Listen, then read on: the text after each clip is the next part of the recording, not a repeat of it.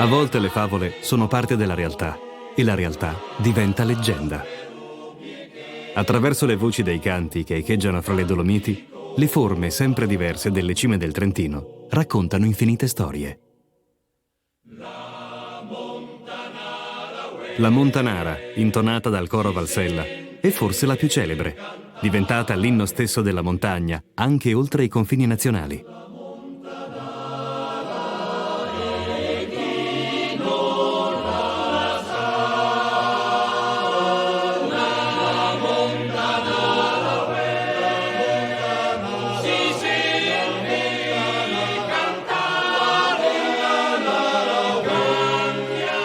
Fra boschi, valli dorate e aspre rupi, c'era una volta la principessa Soreghina, figlia del sole, che una notte, mentre era immersa in un sonno profondo, si innamorò di un valoroso guerriero. Il guerriero si chiamava Eidenet, occhio di notte, e rimase affascinato dalla vitalità di Soreghina. Così la natura, con la forza dell'amore, unì gli opposti del buio e della luce, e i due vissero al cospetto del Gran Vernel in una casetta di legno nella Val di Fassa.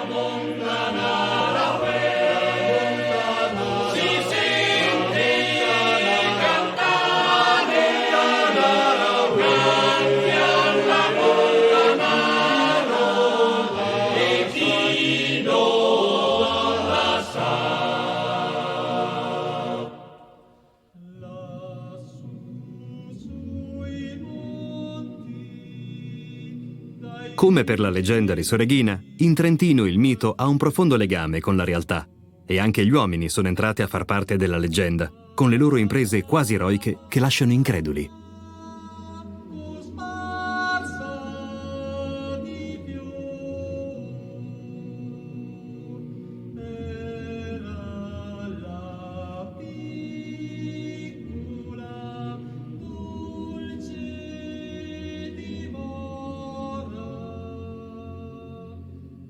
Lo sci estremo ha un nome, quello di Tony Valeruz, un uomo che da 35 anni bilancia la sua forza con quella di gravità, superando i limiti stessi imposti dalla natura.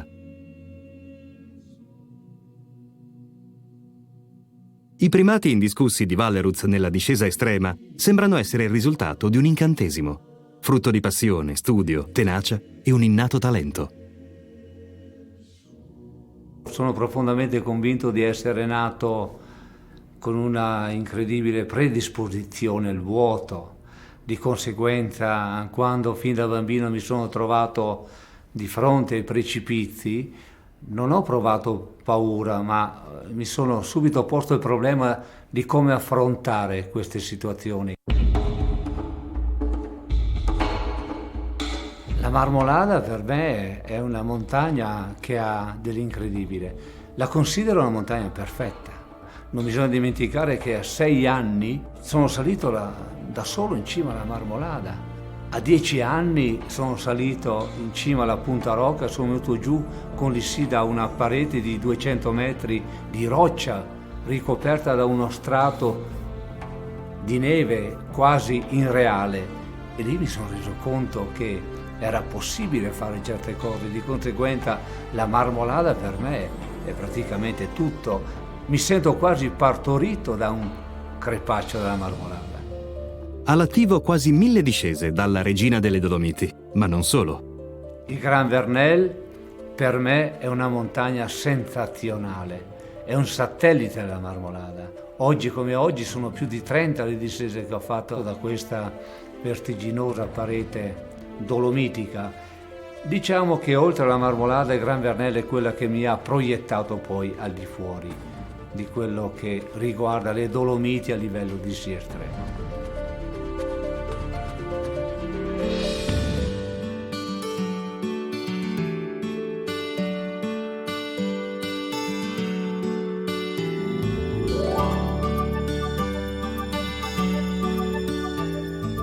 I gruppi montuosi della Marmolada, del Selle e del Sassolungo dominano il principale centro turistico della Val di Fassa.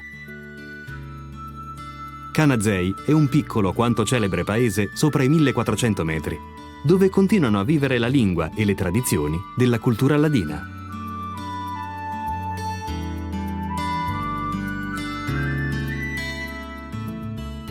Le facciate delle case sono diventate nel tempo sorte di grandi tavole da dipingere, con disegni e testi in italiano e in ladino che ricordano le radici e la storia degli antenati.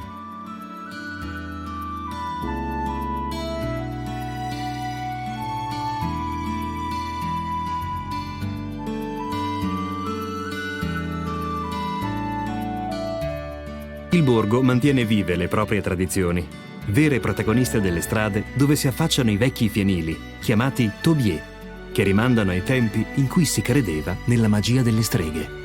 Ancora oggi la Val di Fassa racconta le sue tradizioni attraverso le opere di artigiani e artisti.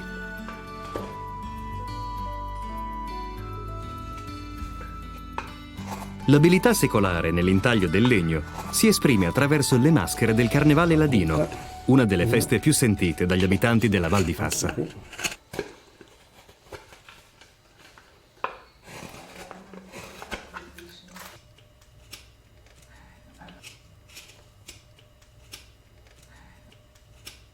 Le maschere, chiamate faseres, sono di due tipi: da belle, ispirate alla bellezza, e da burt, simbolo di vecchiaia e decadenza fisica, ma non per questo di minor valore artistico.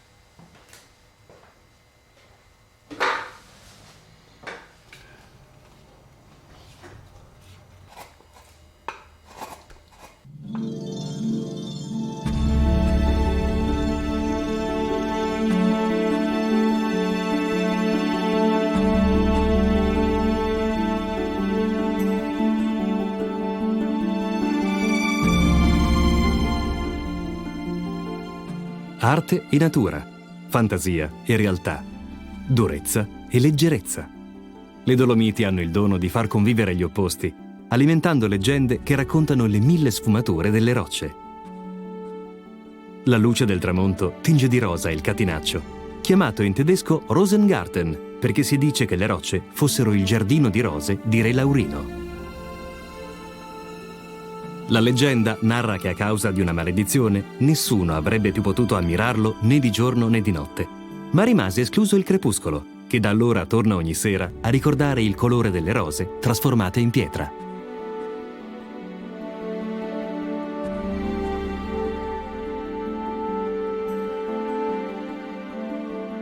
In Val di Fiemme si realizza in chiave moderna un'altra leggenda: librarsi nell'aria, come volando sopra le vallate. Lo stadio del Salto di Predazzo è considerato uno tra i migliori al mondo. Con i suoi 6 trampolini tra i 15 e i 120 metri d'altezza, in tutte le stagioni è sede di allenamenti di atleti italiani e stranieri e spesso diventa il teatro di competizioni mondiali, alle quali possono partecipare, con il loro entusiasmo, fino a 20.000 spettatori.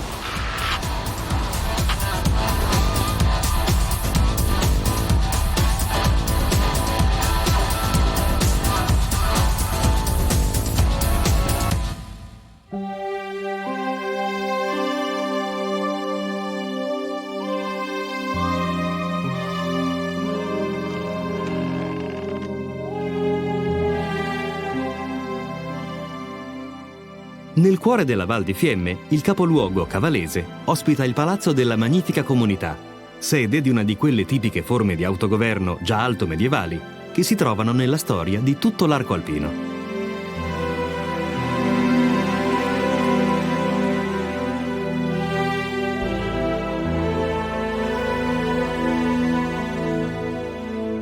Negli ultimi anni, le sale affrescate hanno ritrovato la bellezza originaria, offuscata dal trascorrere dei secoli. La Magnifica Comunità di Fiemme è un'istituzione che ancora oggi, come faceva 1000 anni fa, amministra il ricchissimo patrimonio forestale del territorio. I paesaggi che ispirarono i romanzi dello scrittore Dino Buzzati, ammagliato dalla loro atmosfera surreale, sono un regno di colori che hanno visto la nascita dell'alpinismo. Le pale sono l'esaltazione della fantasia, sono quelle montagne che magari da piccolini disegniamo sui fogli, perché sono irregolari, sono qualcosa di assolutamente diverso da altre montagne, fanno naturalmente parte delle Dolomiti, ma credo che abbiano questa particolarità, questa infinita irregolarità che le contraddistingue.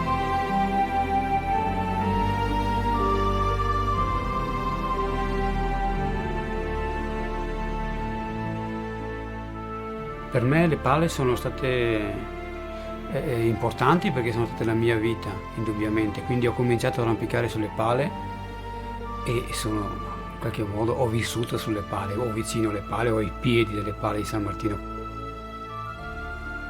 Quello che volevo fare era realmente scalare senza ausilio di mezzi artificiali, con le mani, con i piedi, assolutamente in arrampicata libera. E la mia ricerca insomma, si è svolta soprattutto all'inizio qui.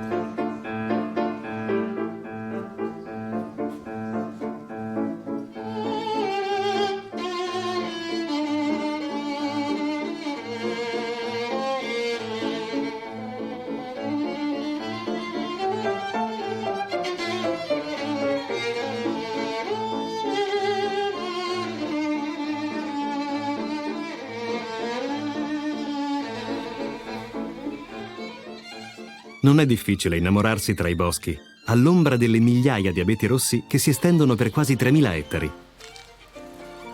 Una leggenda racconta che giovani fanciulle vivessero nella foresta di Paneveggio e rapissero il cuore dei giovani che le incontravano.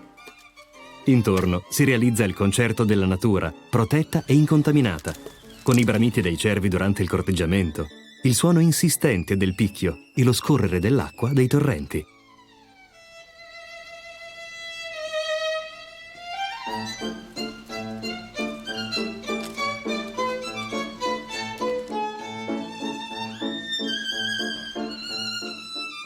Ma c'è un motivo in più che rende speciale la foresta. Alcuni abeti possiedono una dote particolare.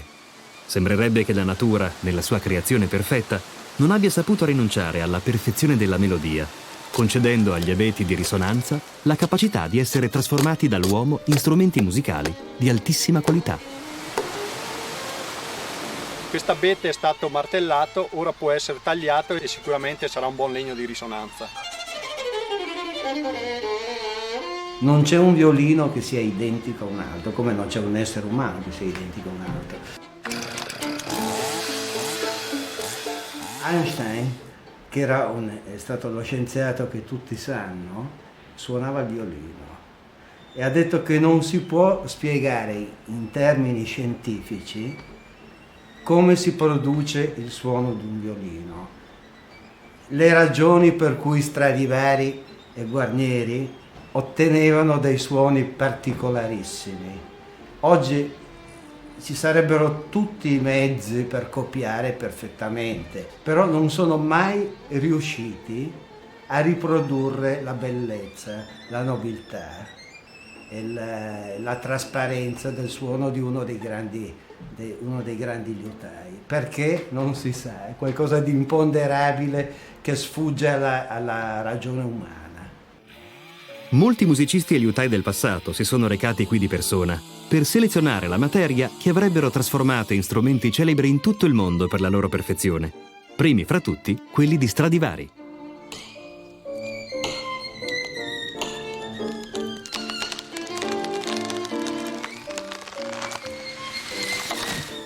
Si dice che per scegliere i legni che lui riteneva adatti ai suoi violini andasse a battere gli alberi con un martelletto e sentiva la risonanza ideale, sentiva quello che era necessario per la costruzione dei violini che lui voleva fare. Per l'evento annuale Suoni delle Dolomiti, il maestro Uto Ughi ha regalato alla foresta l'armonia che risuona dal legno del suo violino. Il bosco di Paneveggio ha una risonanza, un'acustica particolare, che è una cosa piuttosto strana, perché all'aperto, come si sa, il suono si disperde.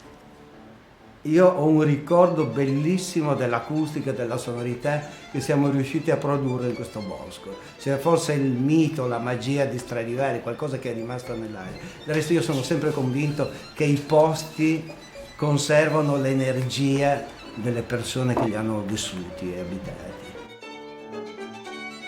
Ora ci troviamo nel locale di stagionatura in cui il legno spaccato viene posto a stagionare e vi rimarrà minimo 8-10 anni, dopodiché gli utai li utilizzeranno per la costruzione dei loro strumenti.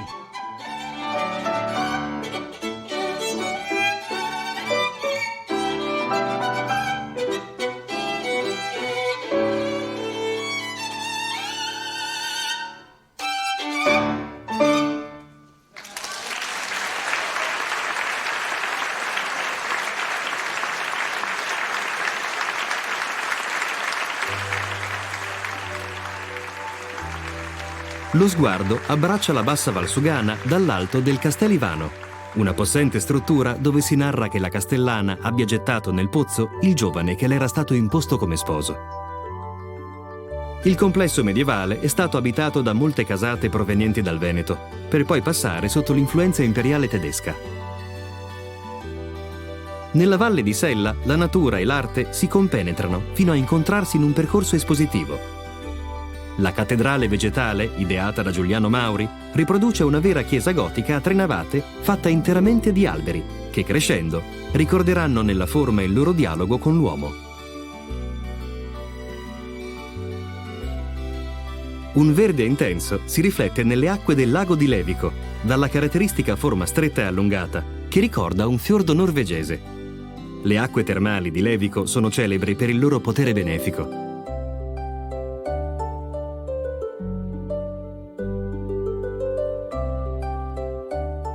L'Imperial Grand Hotel Terme è stato una delle residenze estive degli Asburgo e continua a mantenere il fascino e lo sfarzo della casata imperiale.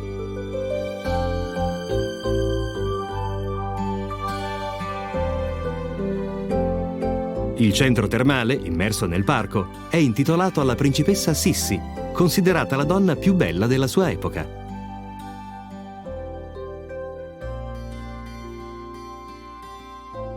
Come se i monti potessero avere la debolezza della vanità, il territorio offre loro 297 laghi in cui specchiarsi. L'atmosfera fiabesca che si respira nel territorio è accentuata anche dalla forte presenza di imponenti castelli che dominano le vallate. Quello di Pergine, cinto da mura fortificate, è uno dei simboli della Valsugana. L'arrivo della stagione estiva annuncia la transumanza del bestiame negli alpeggi d'alta quota. Alla Inti! Alla Inti! Alla dai, si parte! La transumanza, che in Val di Cembra è chiamata Montegada, è un'occasione di festa, cui partecipano le famiglie di pastori che si ristabiliranno in paese alla fine dell'estate.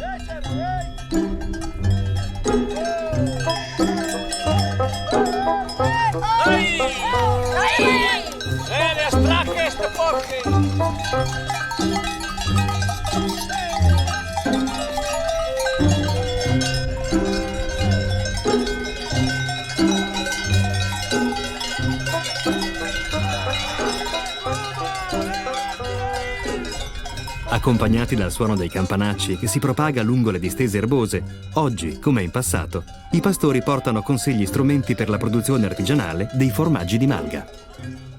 Al loro arrivo le stalle sono così pulite da non meritare neppure questo nome e sono pronte ad accogliere le mucche che trascorreranno qui le notti estive. La vita in malga è soltanto uno degli aspetti della cultura tradizionale trentina, fortemente legata alla propria terra e ai suoi frutti.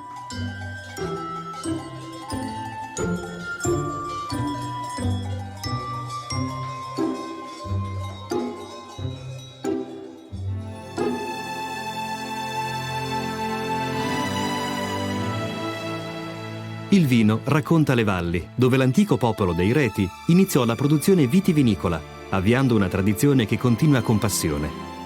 Una passione per il vino e per l'arte, testimoniata dagli eventi della cantina sociale La Vis, dedicate alle opere realizzate da artisti locali accanto ai capolavori dell'agricoltura. 9.000 ettari del Trentino sono dedicati alla coltivazione della vite, sull'onda del successo secolare riconosciuto al territorio.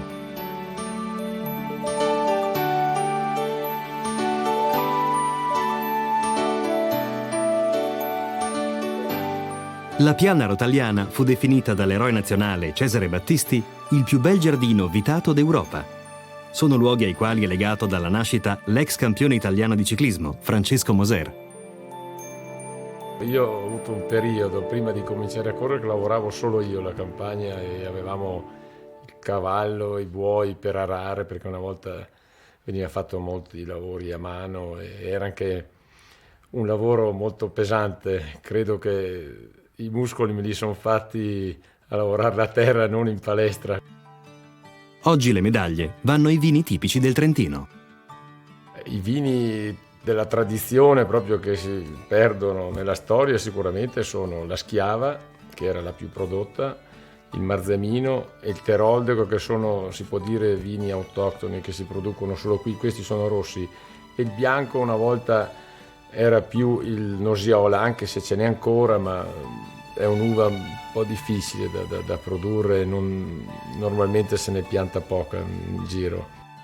Queste uve, diciamo, più tipiche sono resistite abbastanza, però certamente quello che ha preso piede sono stati le qualità nuove, il Müller Thurgau, che non esisteva proprio una volta, e il Chardonnay, il Pinot grigio, il Pinot bianco.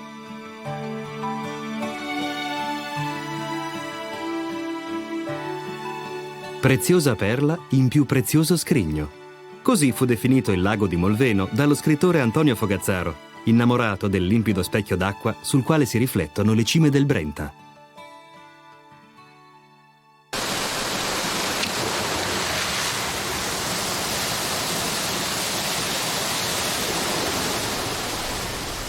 Non lontano dalle sue rive, dai colori chiari che ricordano i paesaggi tropicali, circa 500 anni fa fu edificata la segheria Taia l'Acqua, prima ad essere alimentata dalla corrente del Rio Molini e attiva ancora oggi.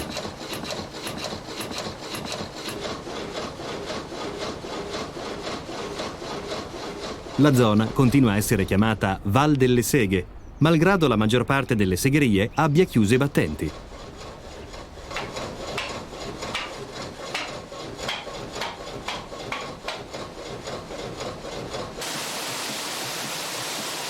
La lama, mossa dall'energia dell'acqua, taglia le tradizionali tavole chiamate molvene, dello spessore tra 6 e 10 mm.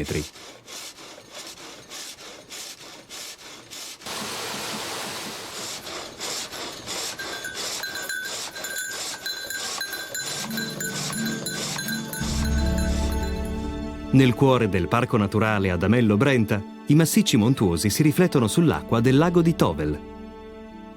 Fino a pochi decenni fa il bacino era celebre per il colore insolito dell'acqua che si tingeva di un rosso acceso, ma il fenomeno sembra destinato a restare un ricordo.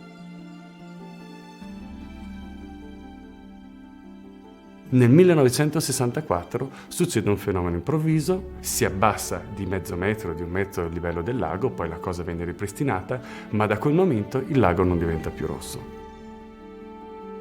La scomparsa del fenomeno è dovuta ai cambiamenti nell'economia della valle, che hanno modificato la concentrazione delle tipologie di alghe.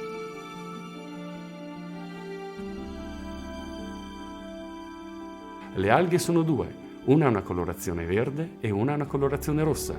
Quello che è successo è che l'alghe, proprio perché è cessato l'apporto di nutrienti dalla parte delle malghe, hanno ridotto moltissimo la loro presenza nell'acqua. Non ci sono più queste esplosioni, queste fioriture nel corso dell'estate, proprio in occasione del riscaldamento dell'acqua. Il lago è migliorato, la qualità dell'acqua è migliore, è più trasparente, è più limpida, però ha meno carico organico, ha meno alghe unicellulari e non diventa più rosso.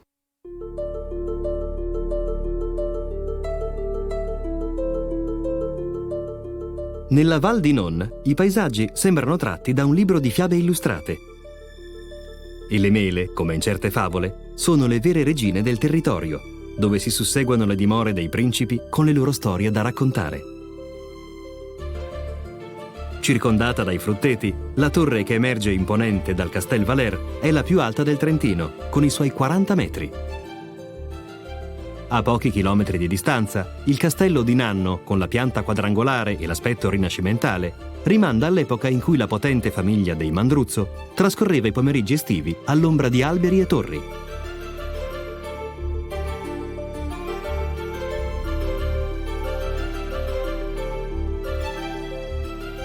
La Val di Non ospita anche il Castel Thun, le cui forme si sono ingentilite nel tempo, trasformando la fortezza medievale in un'elegante residenza circondata da giardini rigogliosi.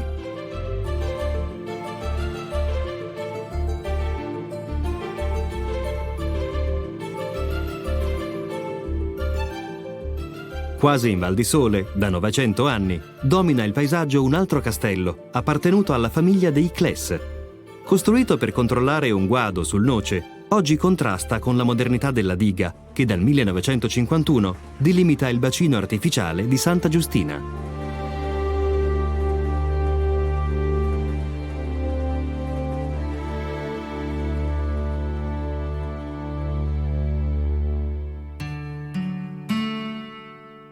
Sulla cima di una roccia, a oltre 700 metri di quota, il santuario di San Romedio è un luogo di culto frequentato da quasi 1000 anni. Le 6 cappelle sovrapposte, collegate da un sistema di scale, sono state realizzate in diversi periodi, a partire dall'XI secolo.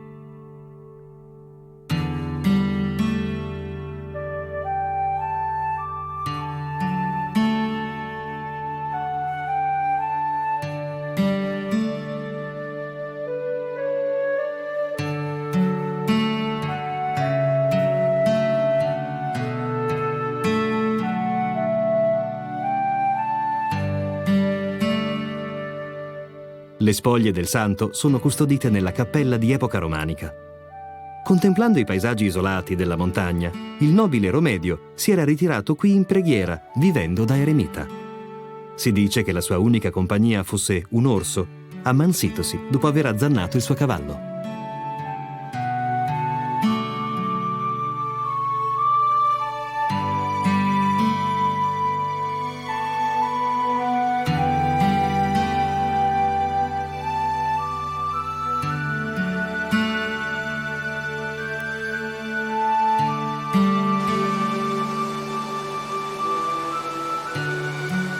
La forza della natura ha sempre affascinato l'uomo, provocandogli un grande rispetto, unito al desiderio di affrontarla. Mentre l'acqua sfida gli appassionati a scivolare lungo la corrente senza farsi travolgere dal suo impeto, c'è chi, con l'ausilio del fuoco, vince la forza e la resistenza del ferro.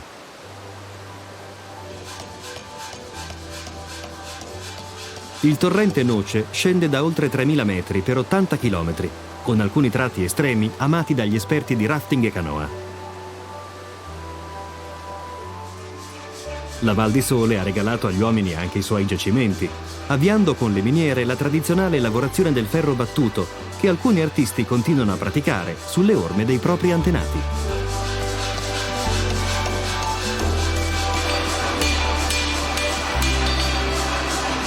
Io sono figlio di un fabbro e ancora da ragazzino ho sempre avuto la passione di lavorare il ferro, che era una tradizione delle nostre valli anche. In Val di Sole ci sono delle miniere che ora sono chiuse perché non vendono più, e c'era una tradizione proprio del ferro forgiato.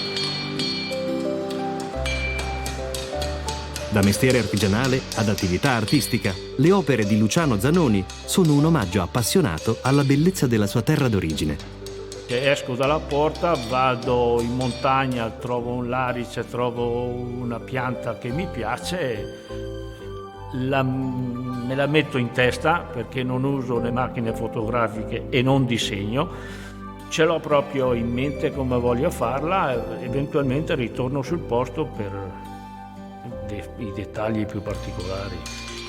Legate indissolubilmente al territorio, le opere di Zanoni sono andate ben oltre le valli trentine. Il successo internazionale è venuto in seguito alla mostra che ho fatto a Parigi, e ho fatto quest'albero per Bill Gates, diciamo. Il personaggio era importante e poi la fortuna può anche avvicinarsi in questo modo.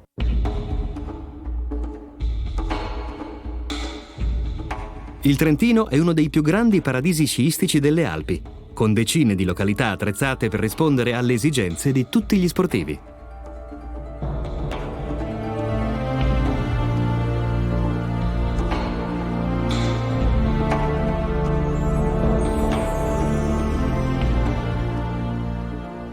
Sul ghiacciaio dell'Adamello Presanella, uno dei maggiori d'Europa, lo sport invernale è anche estivo, mentre le rocce dolomitiche del gruppo di Brenta sono il palcoscenico e le protagoniste delle avventure vissute da uno scalatore innamorato.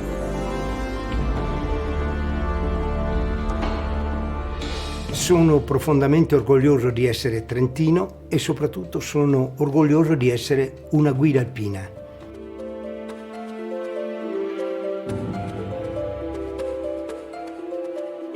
Il nome di Cesare Maestri è impresso nella mente di chi ricorda le sue imprese compiute sul massiccio dolomitico del Brenta.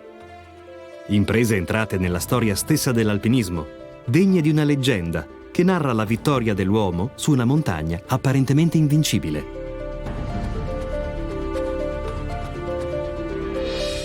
Il merito che mi si riconosce è quello di aver pensato che fosse possibile fare da solo quello che altri facevano legati e quindi in cordata.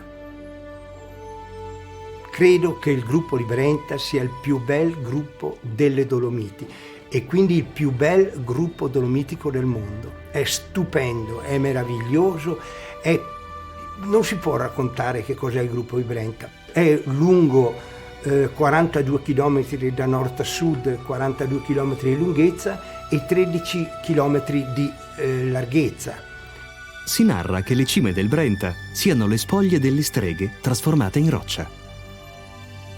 E poi abbiamo quello che è per me il monumento della natura, che è il campanile basso. Io credo sia stata l'aspirazione di ogni alpinista e sia ancora tuttora oggi l'aspirazione massima di chi arrampica.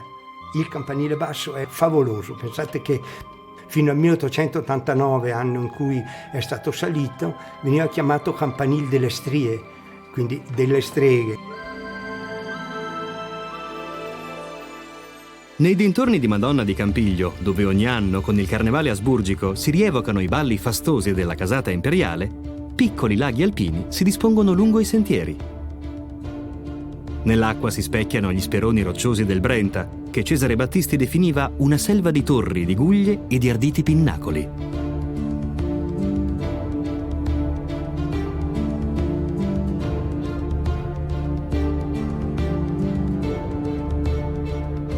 Accanto alla Val Rendena, la Val Genova, una tra le poche a non essere state domate dall'uomo con impianti idroelettrici, si riempie del suono scrosciante del Sarca.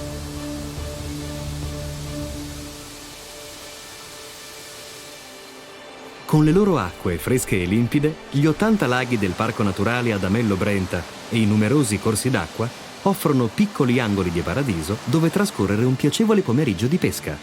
La tranquillità non manca e l'alta capacità riproduttiva delle trote assicura un ricco bottino.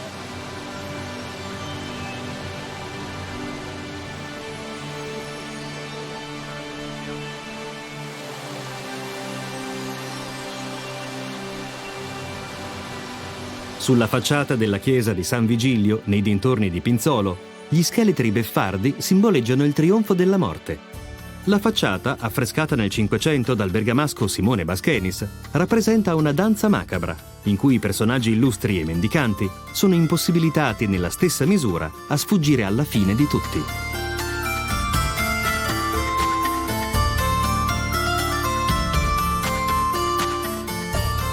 Baschenis decorò anche l'interno, con affreschi che narrano la vita di San Vigilio, patrono della città di Trento.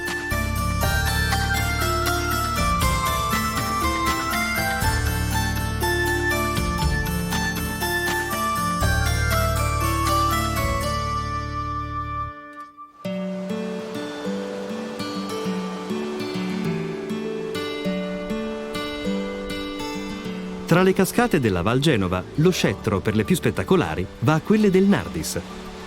L'acqua precipita da 120 metri d'altezza su una pendenza rocciosa di 65 gradi. Con la loro energia le cascate invadono la valle scavata dal Sarca, così lunga che si dice che i fidanzati terminino il percorso ormai sposati.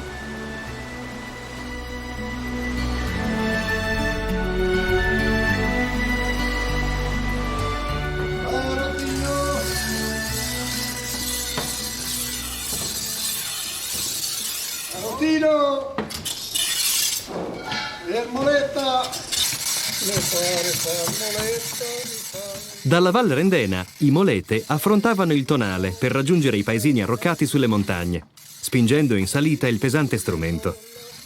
Grazie a un'abilità indiscussa che valse grandi guadagni, il loro lavoro ebbe successo anche al di fuori dei confini nazionali. Oggi un monumento ricorda questo celebre mestiere del Trentino, ormai quasi scomparso.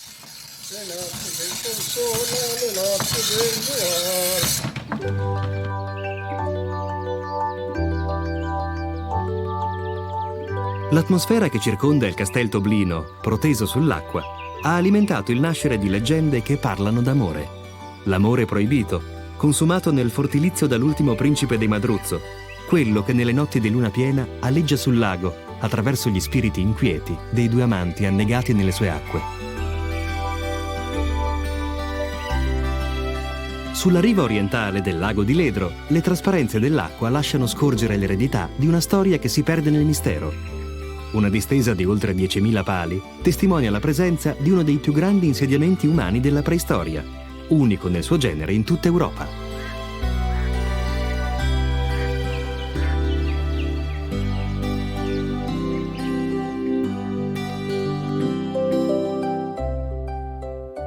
Anche vicino alle rive del lago di Tenno la storia non ha fatto perdere le sue tracce. Canale mantiene ancora oggi l'atmosfera del borgo medievale, grazie agli interventi di restauro che hanno valorizzato la bellezza del dedalo di vie strette fra i muri di pietra.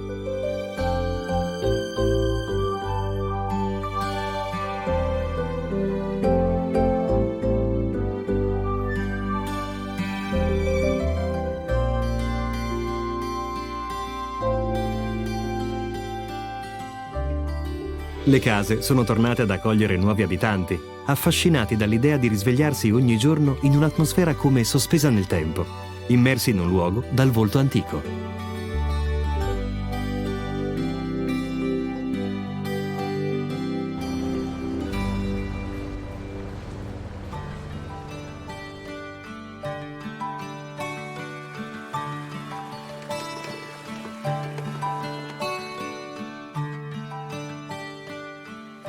Se un inconsapevole viaggiatore si risvegliasse sul lago a riva del Garda, al primo sguardo penserebbe di trovarsi in una località di mare, se non fosse per le montagne che si specchiano imponenti sulla distesa d'acqua, a ricordare che Riva è una delle regine del Trentino.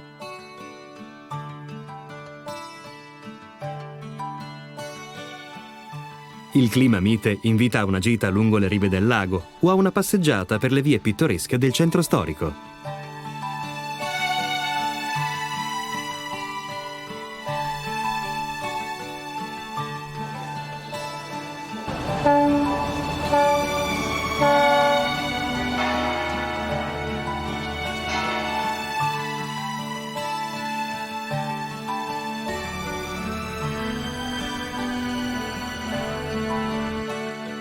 Di fronte a un paesaggio di ineguagliabile bellezza, si aprono le finestre delle case, con i davanzali colorati dai petali dei fiori, che sembrano osservare le barche dei pescatori di ritorno al molo. Ma la mattina è appena iniziata e la calma apparente che aleggia lungo le strade preannuncia una giornata all'insegna della vitalità e dello sport.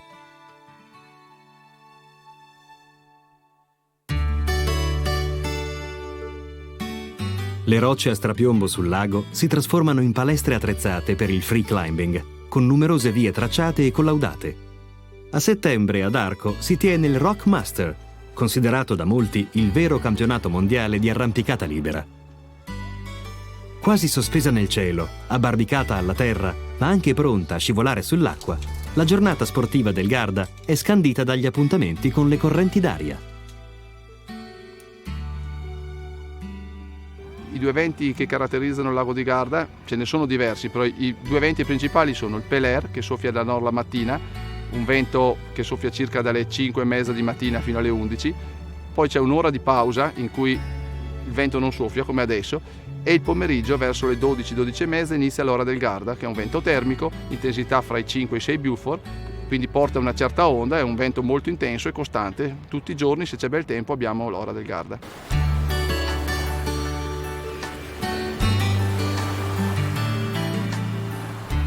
Normalmente col Pelair a Torvole escono i principianti o chi è alle prime armi, sia di barca a vela, sia di catamarano che di windsurf. Il pomeriggio invece escono gli esperti o gli atleti, coloro che si vogliono allenare in condizioni particolarmente estreme.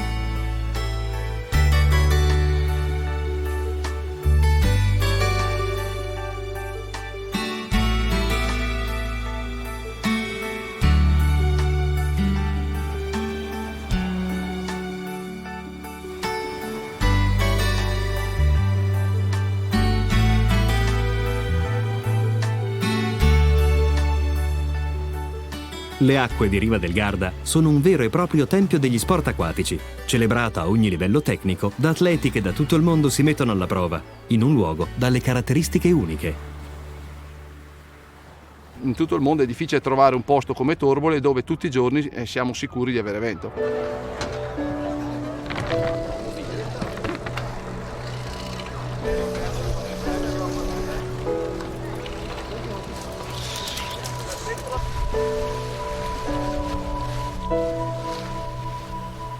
Sulle acque che furono solcate anche dalle imbarcazioni della Repubblica di Venezia, quando il Garda era governato dalla Serenissima, i colori delle vele sembrano celebrare la storia stessa. Storia da ricordare, ma anche da scrivere, nelle pagine sportive che raccontano grandi regate e manifestazioni, alle quali partecipano campioni di livello mondiale.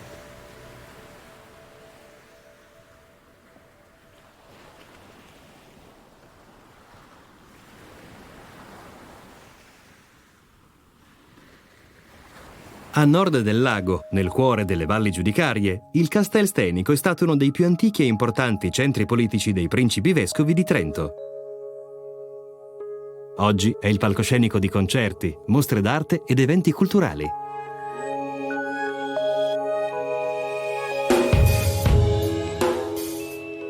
Le trame dell'arte e della storia si intrecciano anche alla scoperta del tessuto urbano di Rovereto, la seconda città del Trentino per dimensioni, dove i musei proseguono la storica vocazione culturale che le ha valso il soprannome di Atene del Trentino.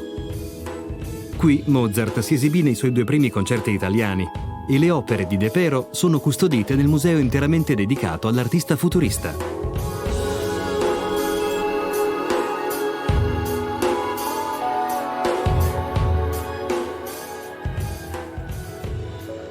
Lo scorrere del tempo crea il continuo divenire dell'arte e le sue tappe più significative passano per le sale della nuova sede del MART, il Museo d'Arte Moderna e Contemporanea di Trento e Rovereto, universalmente riconosciuto per il suo importante valore culturale. Il MART, quando aperto nel 2002, pur ereditando una storia che aveva già 20 anni alle spalle, devo dire che è stato accolto con grande entusiasmo nell'ambito di quella rete dei musei nazionali, ma soprattutto internazionali, che vedono nel MART oggi forse una delle presenze più rilevanti della museografia italiana. È un museo che ha per statuto il compito di parlare, descrivere, far conoscere, informare sull'arte contemporanea il nostro pubblico. Arte moderna, arte contemporanea, ma anche Ottocento. È una struttura pensata esclusivamente e in maniera fortemente finalizzata alla qualità della conservazione delle opere d'arte, dell'organizzazione delle mostre, della visibilità del nostro patrimonio artistico, ma anche ai servizi. Ogni sera per le strade di Rovereto risuonano i rintocchi della grande campana della pace, realizzata dopo il primo conflitto mondiale attraverso la fusione dei cannoni delle nazioni che avevano preso parte alla guerra.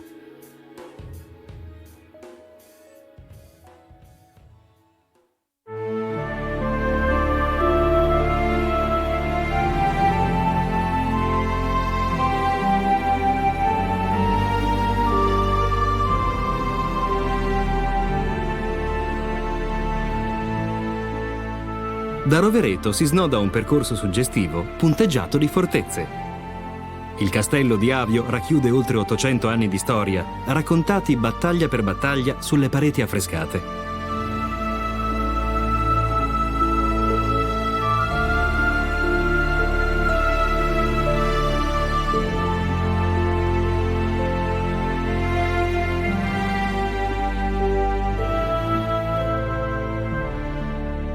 Nella sala delle guardie, gli affreschi del Trecento narrano con grande ricchezza d'espressione le glorie militari dei Castelbarco.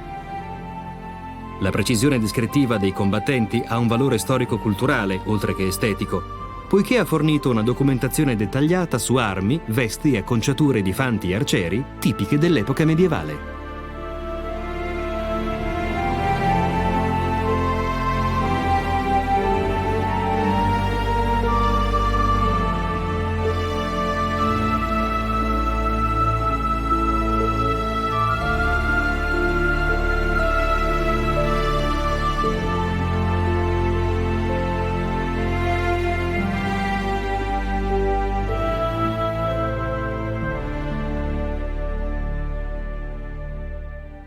Ma non è solo la guerra a popolare le pareti del castello. In cima alla torre i nobili trovavano rifugio dalle traversie militari e politiche, nel regno dell'intimità di principi e dame, tra affreschi che richiamano le storie dell'amor cortese.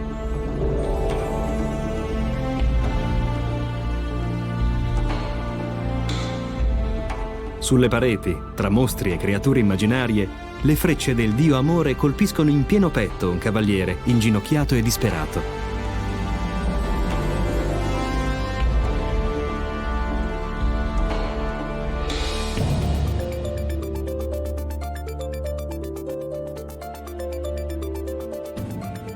Castelveseno è il più vasto complesso fortificato non urbano del Trentino. 250 metri di mura imponenti difendono la fortezza dalla forma allungata, che resistette a numerosi assedi e respinse anche il temibile condottiero veneziano Roberto di San Severino. Oggi, sugli altopiani trentini, la storia più recente fa da cornice alle attività sportive e agonistiche.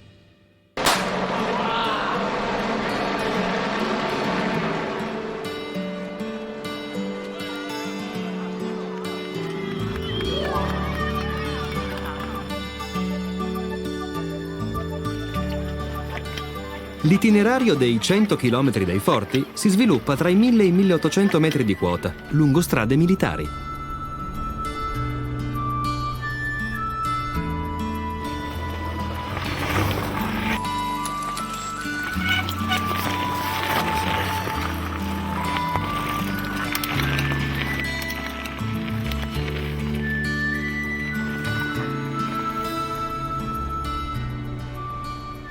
Sul verde di boschi e vallate si stagliano le fortezze che videro le battaglie della Prima Guerra Mondiale.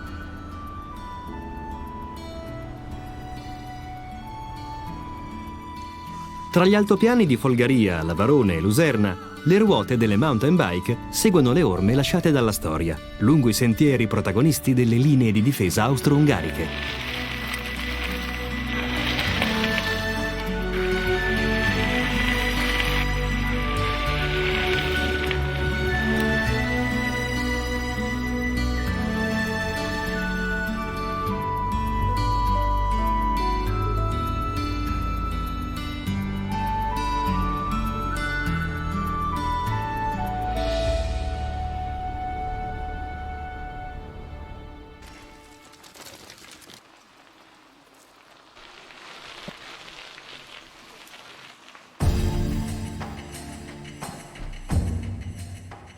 Nel centro geografico e storico di Trento, il capoluogo del Trentino, la mole del Duomo domina la piazza da 800 anni, da quando le prime pietre furono posate nel luogo dove esisteva già la basilica paleocristiana di San Vigilio. Per celebrare il patrono ogni anno a giugno, la città indossa gli abiti delle feste vigiliane, una settimana ricca di eventi, tra i quali il Palio dell'Oca, una gara di abilità che si svolge su zattere lungo il corso dell'Adige.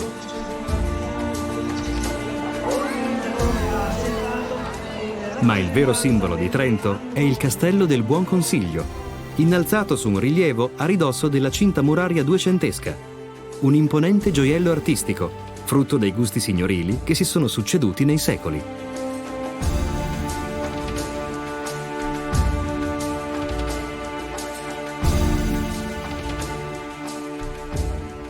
La ricerca del bello, emblematica della cultura umanistica, ha prodotto gli affreschi che decorano le pareti e le volte dei soffitti.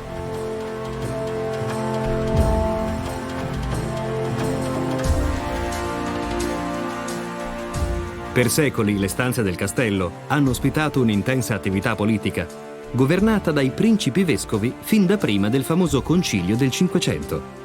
La Torre dell'Aquila, eretta nel 400, conserva sulle sue pareti il ciclo dei 12 mesi, uno dei più alti esempi di pittura gotica internazionale che ritrae l'avvicendarsi delle stagioni.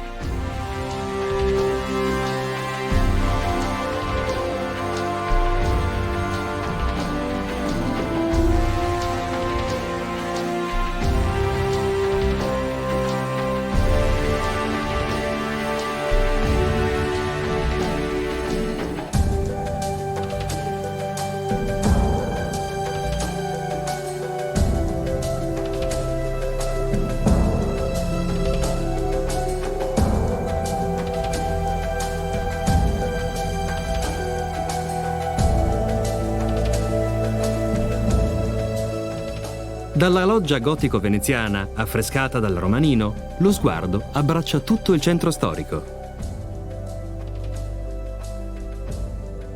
La torre civica del Palazzo Pretorio e il campanile del Duomo dominano la piazza centrale di Trento. Le forme sinuose della Fontana del Nettuno riprendono le figure disegnate negli affreschi del Cinquecento che decorano le facciate delle case.